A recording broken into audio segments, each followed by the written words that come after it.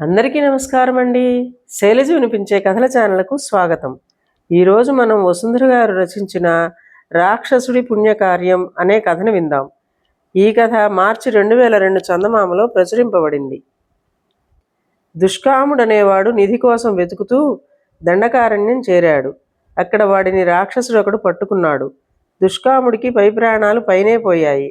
అప్పుడు రాక్షసుడు వాడిని సముదాయించి తన కథ చెప్పాడు. వాడు చాలా కాలంగా మనుషుల్ని జంతువుల్ని పట్టి తింటూ అతి నికృష్టమైన జీవితం గడుపుతున్నాడు. ఒక రోజున ఆ అరణ్యంలో అడుగుపెట్టిన ఒక ఋషీశ్వరుడితో తన గోడు వెళ్ళబుచ్చుకుని తనకి రాక్షస జన్మ వద్దని మామూలు పనులు చేసే మనిషి జన్మ కావాలని కోరాడు. ఋషి వాడిని ఏదైనా పుణ్యకారం చేయమని చెప్పి అక్కడి నుంచి వెళ్ళిపోయాడు. రాక్షసుడు ఇలా తన కథ చెప్పి దుష్కాముడితో, పుణ్యకార్యం చేసేందుకు ఇవాళ నీవు దొరికావు. నా శక్తి చాలా గొప్పది. ఏది కావాలో కోరుకో, ఇస్తాను అన్నాడు. దుష్కాముడు తన పంట పండిందని సంతోషించి నిధి ఎక్కడుందో చెప్పమన్నాడు. నిధితో నీకేం పనో నిజం చెప్పు. అబద్ధం చెబితే మాత్రం నేను చూపించినా నిధి నీకు కనపడదు అన్నాడు రాక్షసుడు. అందుకు దుష్కాముడు, నిధితో నేను భాగ్యవంతుడినవుతాను. ఆ డబ్బుతో కాకలు తీరిన మల్లులను పోషించి నా మాటకు ఎదురు చెప్పిన వాళ్ళందరినీ తన్నిస్తాను. నేను ప్రేమించిన విశాలాక్షిని బలవంతంగానైనా సరే పెళ్లి చేసుకుంటాను అన్నాడు. ఈ మాత్రం దానికి డబ్బెందుకు, మల్లులెందుకు, తన్నులెందుకు? నువ్వు ప్రేమించిన విశాలాక్షికి మంచి మాటతో నీ మీద ప్రేమ పుట్టిస్తాను అన్నాడు రాక్షసుడు. కానీ విశాలాక్షి రెండో పెళ్లివాడిని చేసుకునేందుకు ఇష్టపడదు అన్నాడు దుష్కాముడు. ఆ జవాబుకు రాక్షసుడు ఆశ్చర్యపోయి, మరి మొదటి పెళ్ళాం ఏమైంది అని అడిగాడు.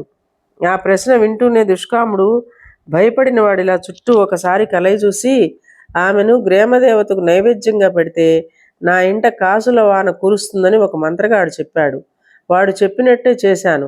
కాసుల వాన మాత్రం కురియలేదు. రాజభటులు నా వెంటబడ్డారు. వాళ్ళను వదిలించుకుందామన్నా డబ్బు కావాలి. విశాలాక్షి నాకు దక్కాలన్నా డబ్బు కావాలి. అందుకే నిధి నిన్ను చూపించమని అడుగుతున్నాను అన్నాడు. ఒక్కసారికి ఒక మనిషికి పునర్జీవం ఇవ్వగల శక్తి నాకున్నది. నీ భార్యను బ్రతికిస్తాను. నీ కష్టాలన్నీ తీరిపోతాయి. సరేనా అన్నాడు రాక్షసుడు. నా భార్య బ్రతికితే విశాలాక్షిని పెళ్లి చేసుకోవటం కుదరదు. అందుకే నాకు నిధి కావాలి. ఆ డబ్బుతో అందరినీ నా అదుపులో ఉంచుకోగలను అన్నాడు దుష్కాముడు. ఓరి దుర్మార్గుడా, నువ్వు మనిషివే కానీ నాలాంటి రాక్షసుడి కంటే అధముడిలా ఉన్నావు.